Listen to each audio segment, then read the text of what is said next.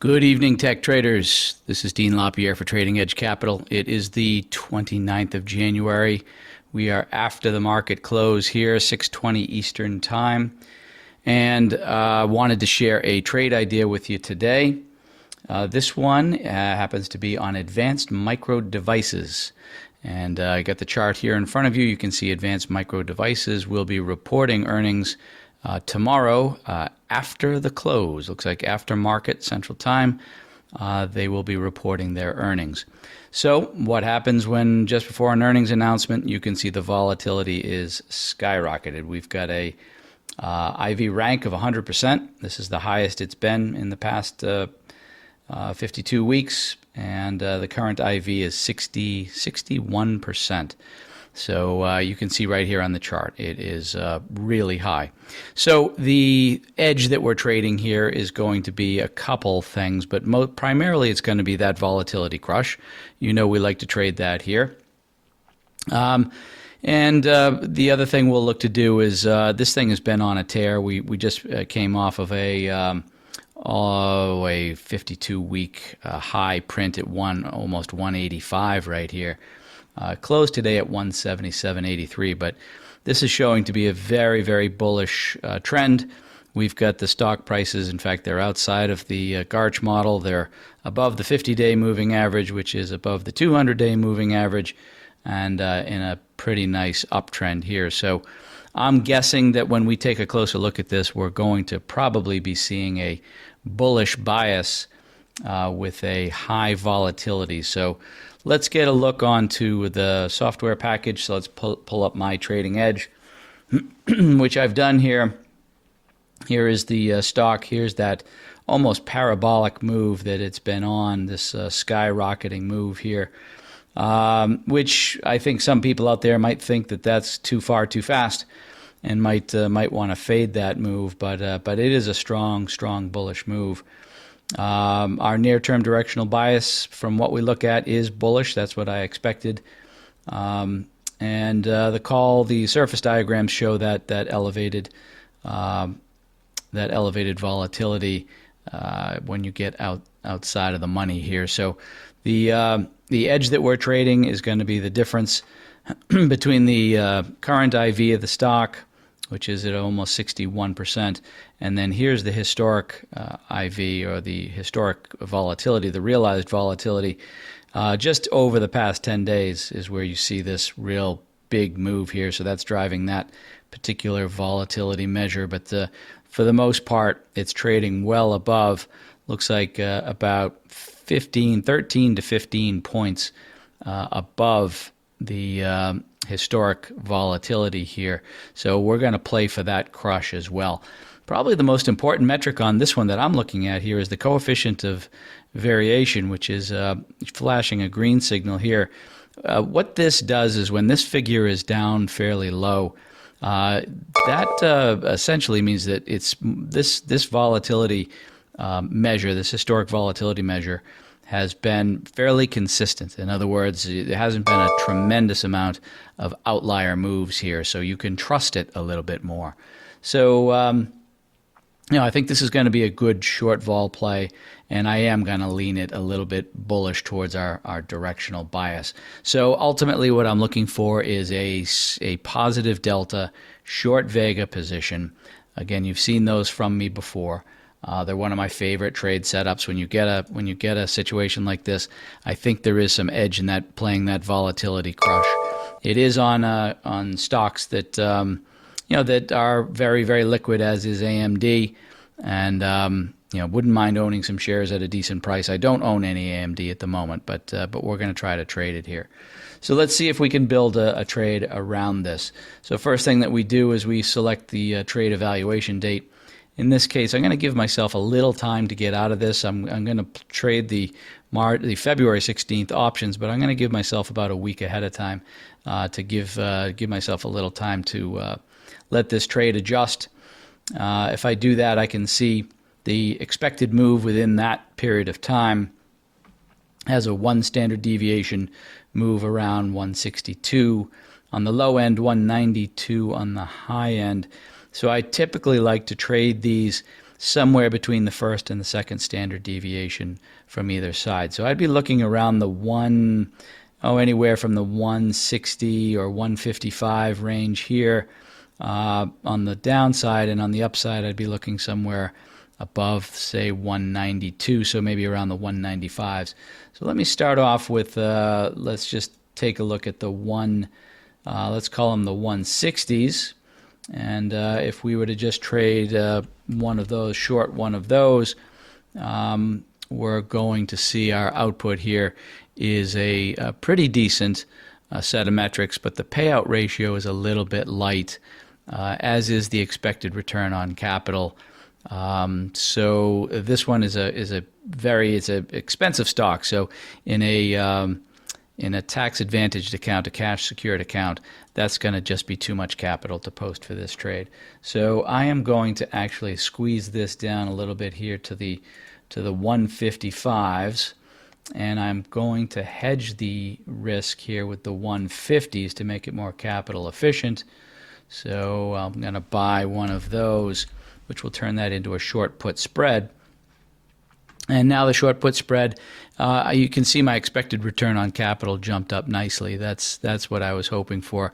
Still struggling a little bit with the payout ratio on this trade, but it's a good return on risk. I could do quite a number of them if I chose, but I want to work this trade a little bit more. And as I said, I'm going to look to get this position up to the point where I can balance it out a little bit and get it a little bit more delta neutral here. So I'm going to go up above the 192. So let me take a look at the, let's say the 195, 197 short call spread. So 197.5. So let's see if I can short that call spread, sell that call spread. And that is going to balance things a little bit there. I think I can take more risk on the downside here. So you can see my metrics all of a sudden have improved quite a bit. I've got the payout ratio I'm looking for, positive expected value, good return on capital. So here I'm going to look to take more of these. I can take significantly more of them. So if I were to take, for example, 5 contracts on the downside, and maybe 2 contracts on the upside. You can see what I've done here is I've essentially taken away the upside risk to it. I really don't have any upside risk. It's only to the downside, and that's giving me a nice vega to theta ratio here. And it's giving me a very delta neutral position. Delta to theta ratio is really good. I'm being well paid for both the delta risk and my volatility risk. I can take, again, I can take much more of these. So in the ratio of 5 to 2, I could do significant more than that. So let me see if I can raise this up, and let's say 15 contracts on the downside to about 5 contracts on the upside. And that balance again gives me a very, very nice metrics here. I'd be collecting about almost $1,500 in premium.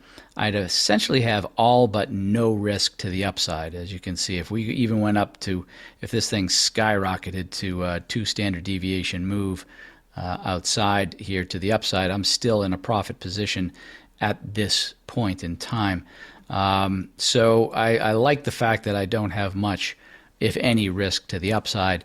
I do have a very good delta neutral position. You can see these ratios are all still pretty good.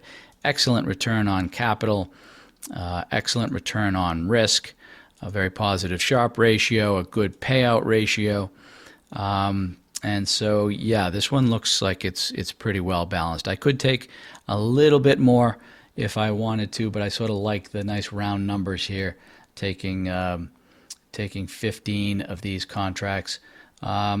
I might want to try skinnying down the number of contracts, increase my delta risk here to 160, and maybe take 10 of those. Let's see what that does, and see if that gives me any better metrics here. No, it actually stresses the payout ratio a little bit here, and not as good. I collect more premium, but the risk reward is not quite as good as indicated by the payout ratio here. So I'm going to get this back to 15 contracts with a little bit tighter spread. So I'll use the 155s here, and that should give me a pretty good looking diagram here. Oops, sorry, I made that mistake. That's got to be 15. There we go. That gives me green signals all the way down here. Very solid trade. I'm going to say the effect I'm trading here is going to be a volatility risk premium. The initial structure is going to be a condor, and then the trade notes here is essentially no upside risk to the trade. So this looks like a well set up trade here. I'm collecting almost $1,500. I'd probably be looking to take somewhere around $1,000 out of this trade if we get a good move. Oh, one thing I should also do here is I said we were looking at about a 13-point vol crush on this. So I'm going to see what a 13-point vol crush does. Makes it even stronger all the way around. If I get that 13-point vol crush, again, very little, if any, upside risk to this. And then my price target might be around $1,000, $1,200, something like that to take out of this trade, where I'm risking $1,900, but I've got a very strong probability of profit here. So very good trade metrics all around. So let's add this one to the trade log, and we will see how it goes on earnings at the after the market close tomorrow. And as I said, I will push this trade out to the tech subscribers. And for those of you who follow on YouTube, you'll see this trade later in the week along with the outcome from the trade. For now, this is Dean LaPierre for Trading Edge Capital, wishing you successful trading.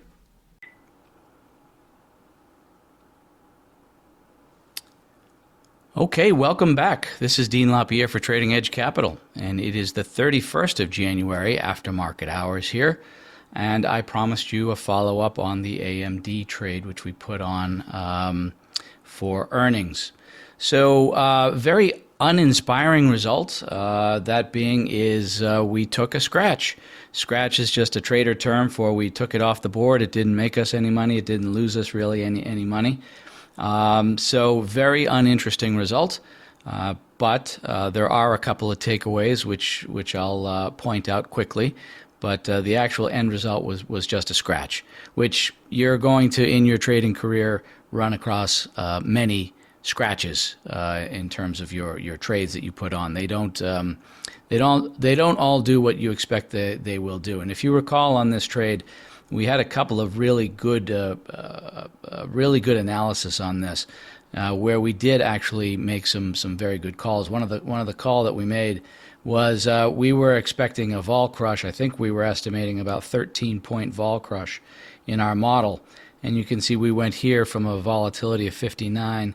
And that vol crush we got was down to 45. So that's a 14-point vol crush. So we absolutely nailed it. In terms of predicting the vol crush, volatility is a little easier to predict than price.